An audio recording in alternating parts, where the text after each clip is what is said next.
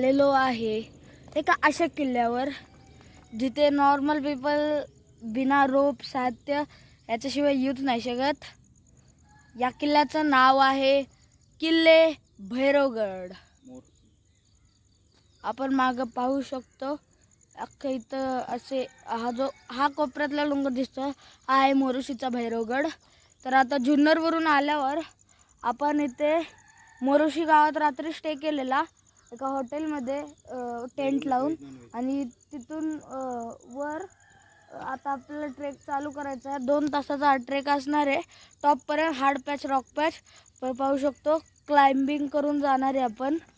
तर चला आता आपण इथे सकाळचं आता आपण उठलेलो आहे आणि इथे पाहू शकतो हे सगळं जे क्लाइंबिंगचं किंवा रॅपलिंगचं जे सामान आहे हे सगळं इथं ठेवले आहे। जसे हेल्मेट्स बेल्ट्स वगैरे आणि हुक्स ठेवलेले आहेत।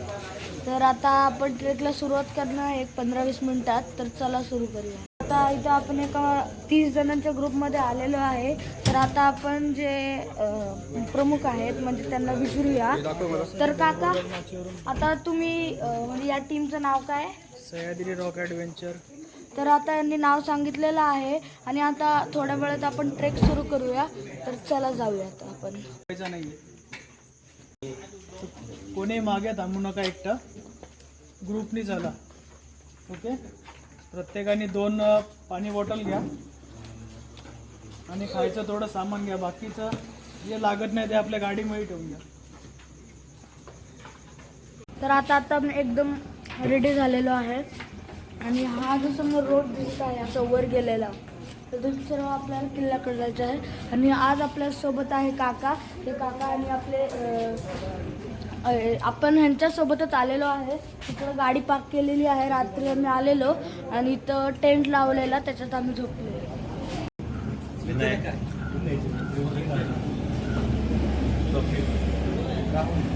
जो आहे हा मुरबाड अहमदनगर हायवे आहे पाहू शकतो।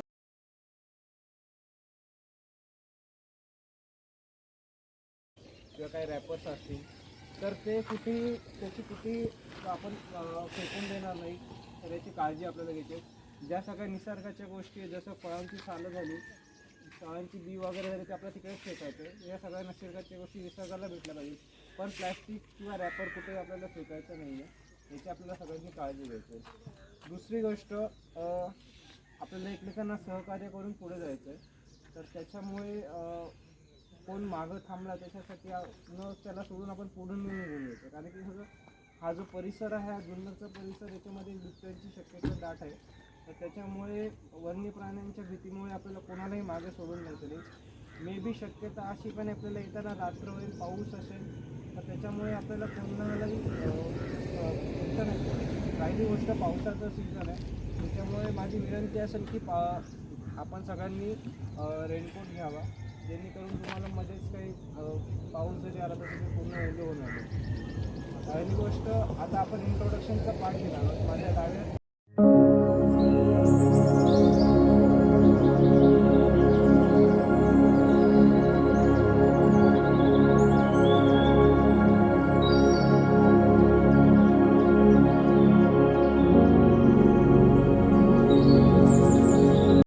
जिथे आपण स्टे केलेला तिथे निघलेलो आहे।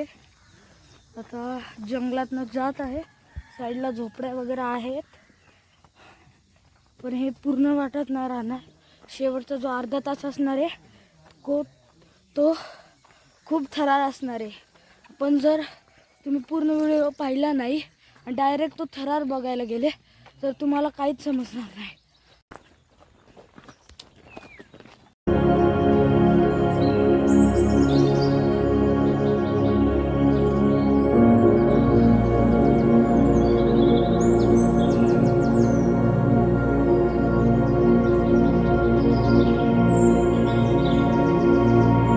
50% जो टप्पा होता तो चढून आलेलो आहे आणि आता हा टप्पा चढल्यावर हा जो शुल्क दिसत आहे त्यावर क्लाइंब करायचा आहे। तोच आहे भैरवगड। माझ्या मनाने पाऊण तास लागेल टोटल टॉपला पोचायला। पहिला पाऊस सुरू नाही झाला, खेकड्यांची इथं खूप आबादी वाढली। पाहू शकतो हे चल. जंगलात जर तुम्हाला यायचं आहे म्हणजे भैरवगडचा जर ट्रेक करायचा आहे तर स्लीव्ज किंवा फुल हाताचा ड्रेस तुम्ही नक्कीच घाला. इथे खूप मच्छर आहेत, सकाळची पण खूप त्रास देत आहेत जंगलात, म्हणून इथे स्लीव्ज किंवा फुल हाताचे शर्ट घातले तर बरे. ते आपण पाहू शकतो समोर पूर्ण सह्याद्रीची रांग आहे आणि याच्याने बरं आहे की ऊन नाही आहे, आभाळ आहे. आणि आता वाजलेले आहेत 7 आणि बरोबर 7:15 आपण वर पोचणार आहे आणि तिथून अर्धा किंवा पाऊण तासाची जी रॉक क्लाइम्बिंग आहे ती आहे. मग आपण किल्ल्याच्या टॉपला पोचणार. तर चला आता आपण जाऊया. आता इथं पोचलेलो आहे, हे बघा माझ्याकडे ओके आहे आणि इथपर्यंत तर काही पोचलेलो आहे. थोडाच वेळ राहिला आहे, मीच सगळ्यात मागं राहिलेलं आहे. पाहू शकतो ती तिथं आहेत आणि पुढं अजून माणसं आपले गेलेले आहेत आणि 2 टीम अजून आहेत, ते आता वर पण पोचले असतील. पण धुकं आहे याच्यावरून, खूप थंड वाटतंय, पण घामसुद्धा येतो चढतोय म्हणून. आणि आपला जो बेस पॉईंट आहे तो तिकडं आहे आणि इथून तर काय दिसणार नाही, झाडी वगैरे आहेत.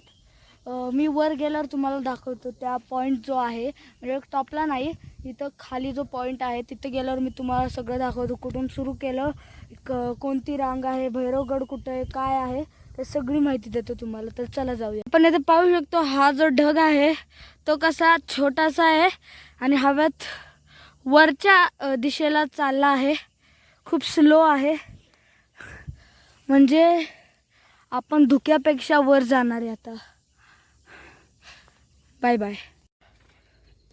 आता थोडासा एक 2 मिनिटाची चढाई राहिलेली आहे, त्यानंतर आपण पठारावर येणार, मग तिथून रॉक पॅच सुरू होणार आहे.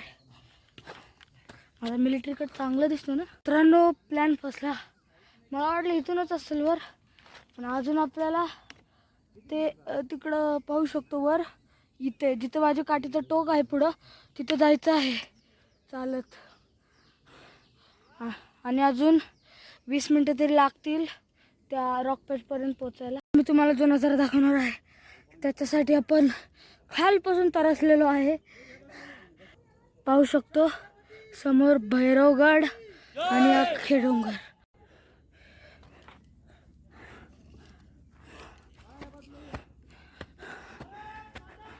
जय.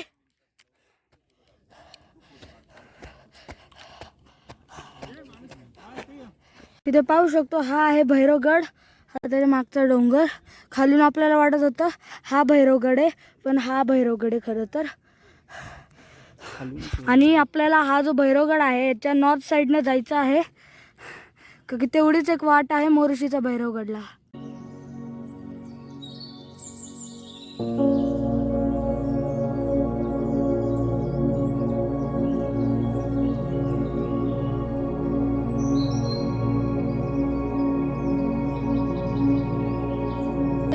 सध्या पावसाळा सुरू झाला, अजून पाऊस पडायचा नाही झाला. खूप सुंदर आहे आणि माझ्या पुढे तो शेवटचा पॉईंट आहे, तो सेल्फी पॉईंट आहे, तिथं आता आपण जाऊया. पाहू शकतो आता, म्हणजे खूप सुंदर असा व्ह्यू आपल्याला मिळतो येथे. आणि आपण हे पाहू शकतो, ही जिममध्ये आपण पाहू शकतो इथं चिमणी क्लाइम्बिंग पण होऊ शकतात, म्हणजे होत तर नाहीत, पण तिथं जर वर जायचे असेल इथून तर आपल्याला ही अख्खी व्हॅली म्हणजे जी ही आहे वॉटरफॉलचा पॅच तो अख्खा सर करायला लागणार, ज्याच्यासाठी इथून खालून इथपर्यंत जायला कमीत कमी 1 तास तरी लागेल. तिथून वर 15-20 मिनटं किंवा अर्धा तास. आता येताना इथं जाऊया. आता आपण जाऊया वर भैरवगडवर. आता मेन थरार सुरू होणार आहे. आता आपण इथं वर जाऊया आणि इथं काही जुन्या काळातल्या कोरलेल्या पायऱ्या आपण पाहू शकतो. हे पहा, पाहू शकतो असे पायऱ्या आहेत आणि पायऱ्या पुढं खोबण्या आहेत, जे टेंट किंवा कॅम्प असं बनवण्यासाठी इथं अशा खोबऱ्या आहेत.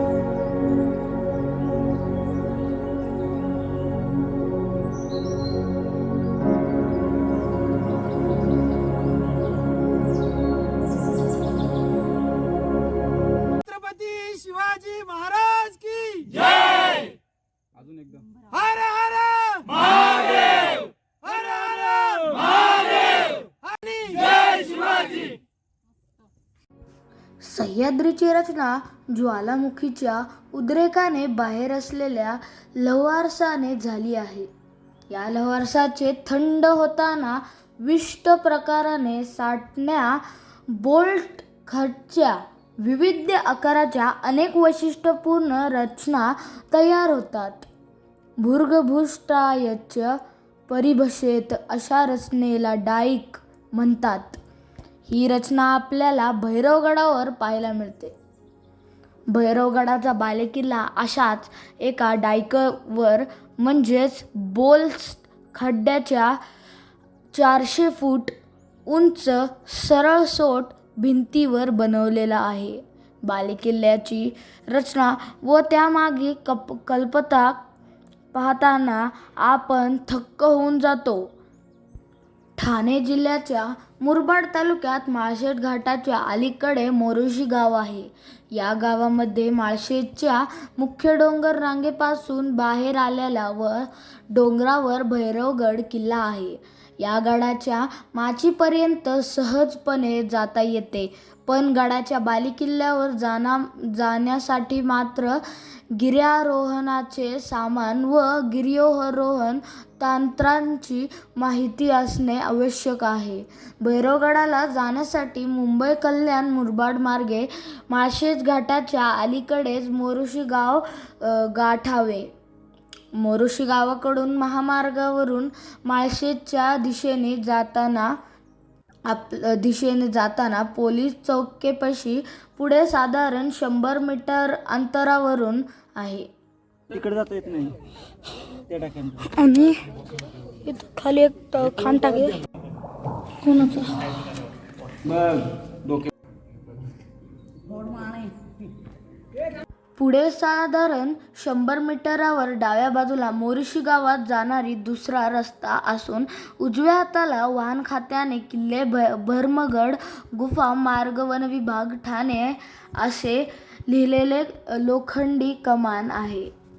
या कमानीखालून जाणारी वाट डोंगर उतारावरील शेतांमधून समोरील टेकडाकडे जाते. येथून डाव्या बाजूने समोरची टेकडी चढायला सुरुवात करावी. दोन टेकड्या चढल्या सुरुवात करावी. आपण एका छोट्या पठारावर पोचतो व पुढील एका टप्प्या पार केल्यावर आपण थेट किल्ल्याच्या माचीवर पोचतो. गड किल्ल्याकडे जाणारी ही वाट रुळलेली असून न चुकता आपण थेट गडाच्या पायी जाऊ शकतो. तटबंदीसाठी कातळात खोदलेल्या खुणा दिसतात. तसेच माचीच्या उजव्या बाजूला काही वस्तूंचे अवशेष दिसतात आणि वस्तूच्या अवशेषाच्या शेजारीच माचीवरून बालेकिल्ल्याकडे जाताना वाटेत सिमेंटमध्ये बांधलेल्या घरांचे चौतरे दिसतात. गडावर मुक्काम करायचा झाल्या येथे तंबू ठोकतात येतात. गडावर असणारे इतर अवशेष व पाण्याचे स्रोत या झाडीतील लपून जात आहे. याच पाऊलवाटेने पुढं आपण बालेकिल्ल्याच्या पूर्व टोकापाशी पोचतो. येथे साधारण 15 फूट उंचीवर कातळ अर्धवट खोदलेले आयताकृती गुहा आहे. या गुहेत जाण्यासाठी सुद्धा गिर्यारोहण तंत्राचा वापर करावा लागतो.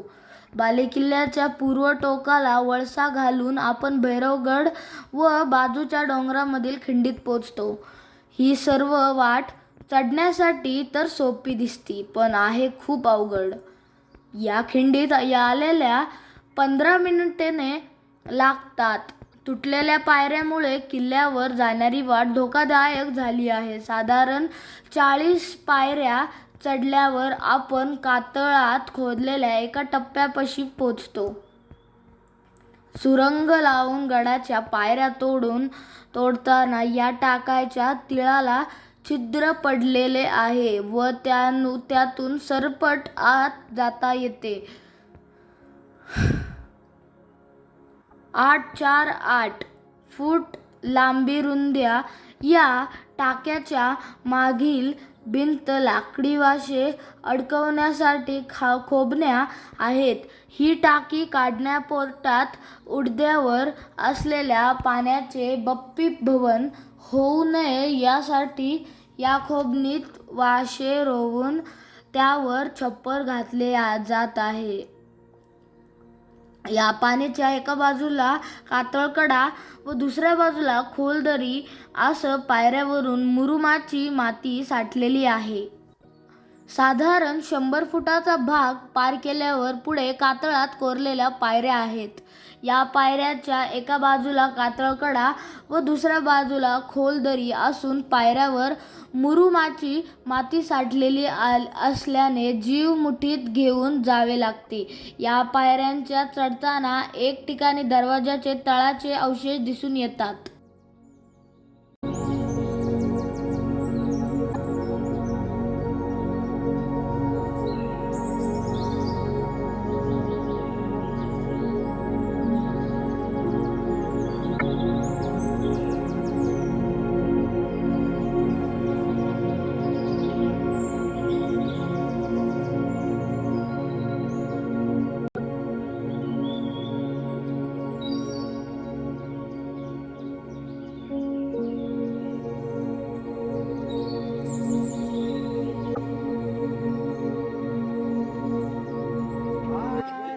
शिवराया महाराजा वीर शौर्या शिवासनी छत्रपती दिली स्वराज्याची छाया. आरती शिवराया पुण्यशील माता पिता कुलस्वामी पावली अन्य माय जिजाऊ राजमाता पसरली. घडविण्या इतिहास मूर्ती संत प्रगटली अवतीर्ण धरेवरी येई ते सीताराया. आरती शिवराया महाराजा वीर शौर्या शिवासनी छत्रपती दिली स्वराज्याची छाया. आरती शिवराया तलवार भवानी हाती करी स्वराज रक्षण नसे जाती धर्म भेद चारी पुरुषार्थ जतन. राखी अली नारी लाज दिले देवालय स्थान. राखी अले नारी लाज दिले देवालय स्थान. आरती शिवराया महाराजा वीर शौर्या शिवासनी छत्रपती दिली स्वराज्याची छाया.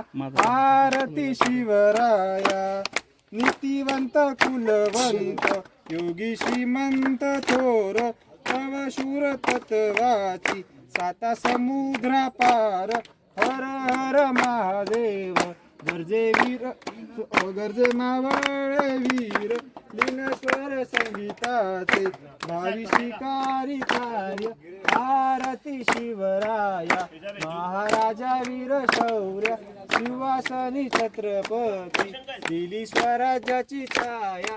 आरती शिवराया छत्रपती शिवाजी महाराज की जय. छत्रपती संभाजी महाराज की जय. राजमाता जिजाऊचा विजय हो. जय भवानी जय शिवाजी. रेडी झालेलो आहे. आपण पाहू शकतो इथे पॅड्स लावलेले आहेत आणि सगळं आपण पाहू शकतो किती सुंदर असं धुकं आहे. थंडगार वाटत आहे.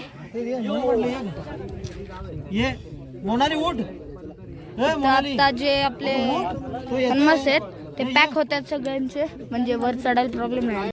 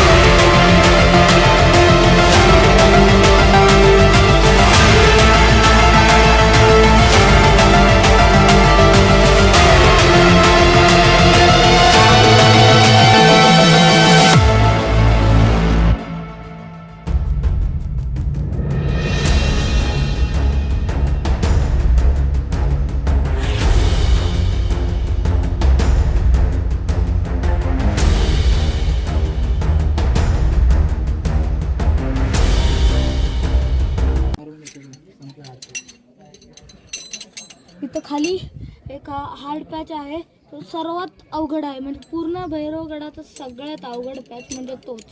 तिथून खालून अख्खी दरी आहे, म्हणजे असा तो प्लेन भाग असतो तसा आहे, आणि वरून एक माणूस ओढत असतो.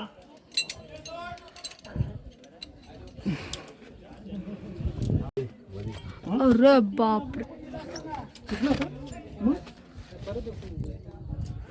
तुटला होता त्यांचा रोपच तुटली त्यांची. पॅक केले ना. हा, मी आता इथून खाली आलेलो आहे. खालचा व्ह्यू बघायचा आहे तर हे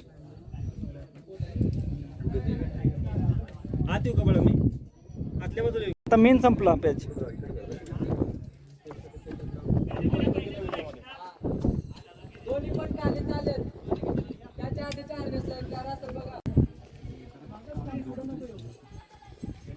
ए मोना हाक मार.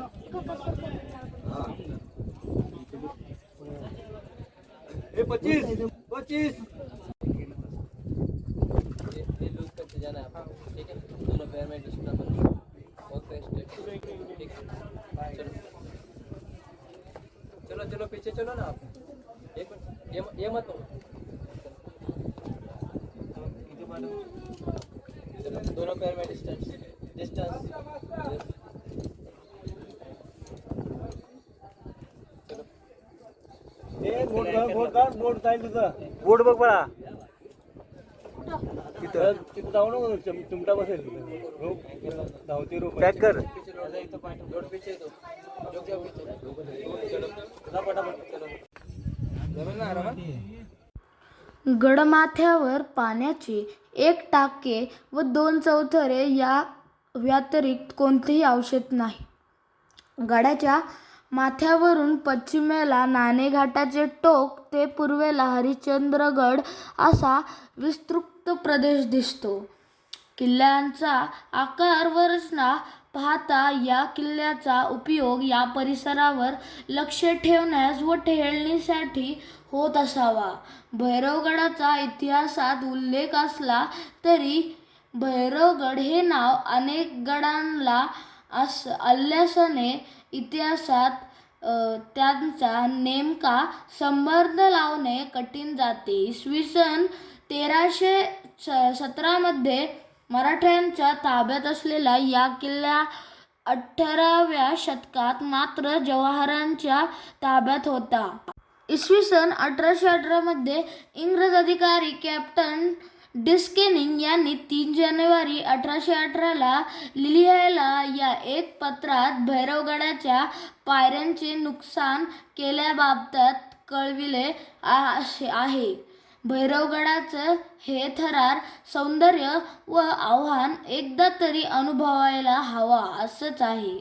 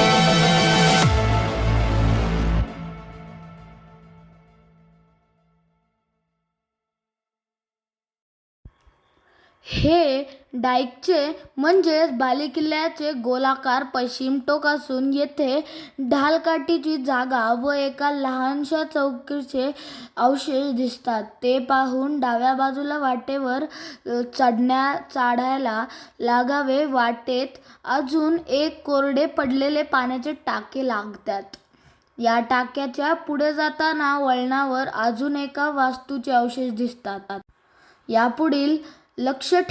यापुढील ते पाहून डाव्या बाजूला वाटेवर यापुढील वाट निवडुंगाच्या जातून गडाच्या सर्वोच्च टोकावर पोचतात. फायनली आपण भैरवगडच्या टॉपला पोचलेलो आहे.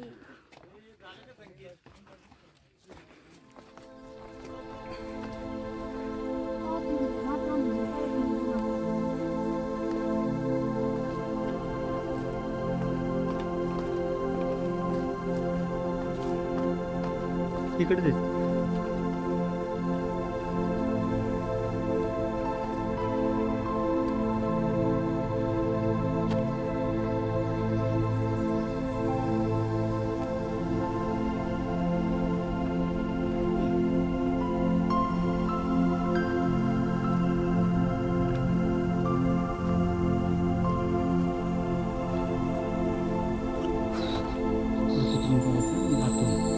हात लोट टाकायचा, बाहेर नाही.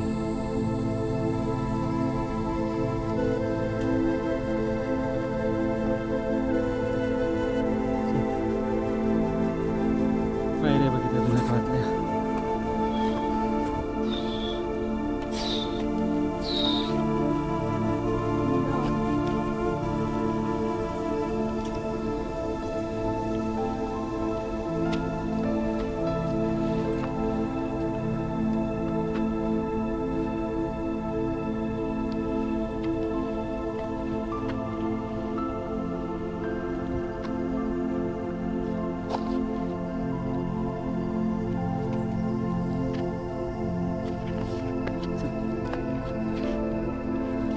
इकडे जायचं.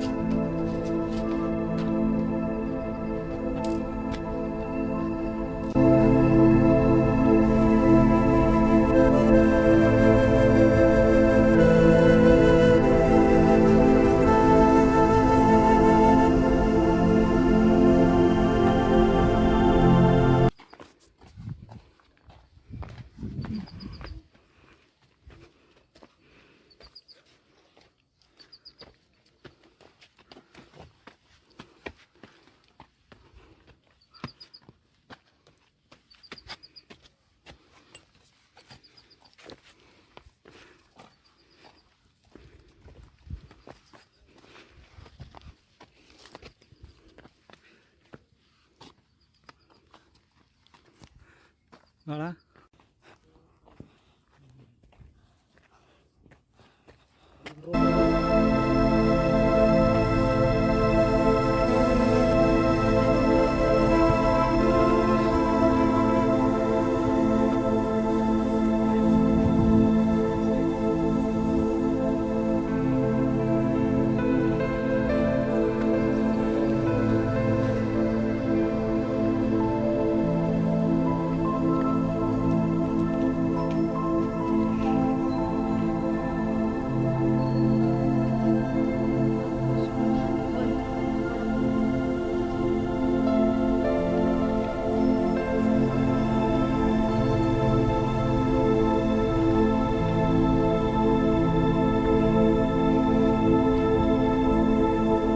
जय.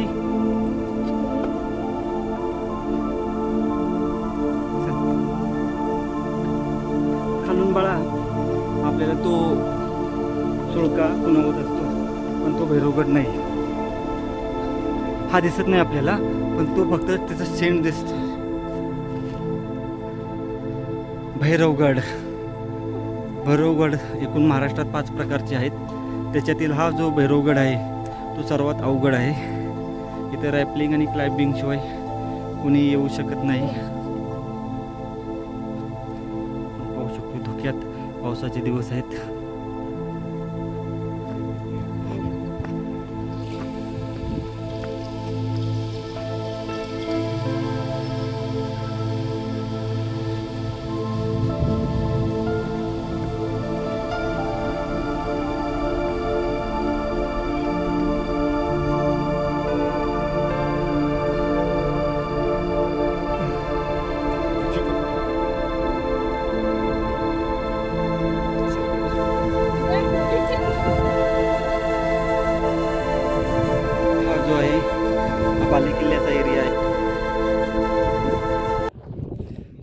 भैरवगड टॉप बालेकिल्ला सक्सेस झालेला आहे आणि आपण पाहू शकतोय हा बालेकिल्ल्याचा भाग. समोर धुक्याची चादर पसरलेली आहे.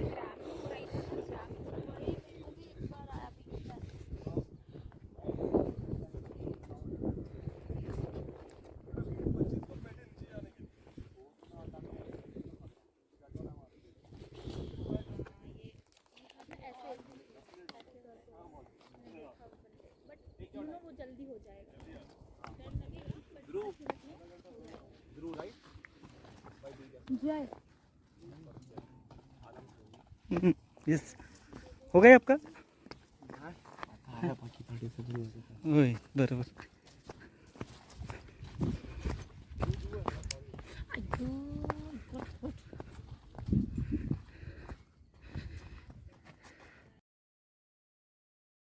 भैरवगड बालेकिल्ल्याचा हा भाग एकदम आपण लास्टला आलेलो आहे. भैरवगडाच्या इथं निवडुंगाची झाडं आहेत आणि इथं आपला स्वराज्याचा भगवा समोर दिसत आहे. भगवा दिसत आहे आपल्याला. अशा प्रकारे बालेकिल्ल्यावर आपण आता पोहोचलेलो आहे. हो.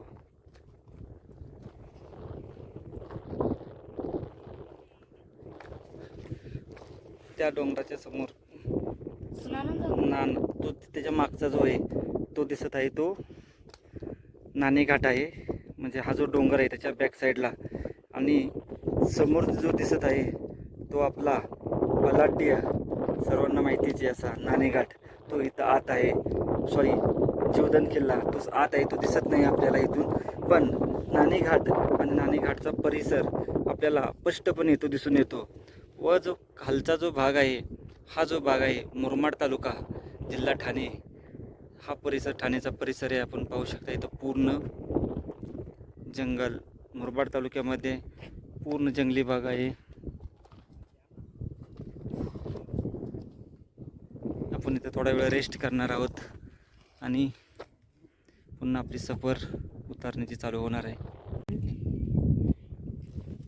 हे आपण पाहू शकतो समोर कातळकडे, अतिशय काळजात धडकी बनवणारे हे कडे दिसत आहेत समोर आपल्याला. नाणेघाट आणि नाणेघाटचा हा परिसर खूपच, आपण त्याला आपल्या शब्दात सांगू नाही शकत असा हा परिसर आहे. भैरवगड, मोरुशीचा भैरवगड, आणि थोडी थोडी पिनाकल दिसत आहेत आपल्याला.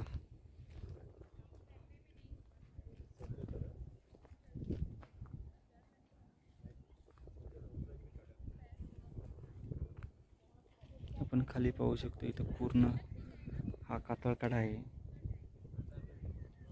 हा जो आपला ट्रेक आहे तो तिथून चालू झालेला आहे. ते जे दिसत आहे भैरवनाथ हॉटेल, तिथून जो ट्रेक चालू झालेला आहे असा पूर्ण हा असा पूर्ण, आणि ह्या जे किल्ल्याला पूर्ण राऊंड मारून लास्टला आपण जो तिथं बेस पॉईंट आहे आपला तिथं गेलेलो आहे. आणि तिथून आपण वर चढाई केलेली आहे. साधारण 2 ते 2.5 तासाचा हा ट्रेक आहे पूर्ण. नाणेघाट, जुन्नर.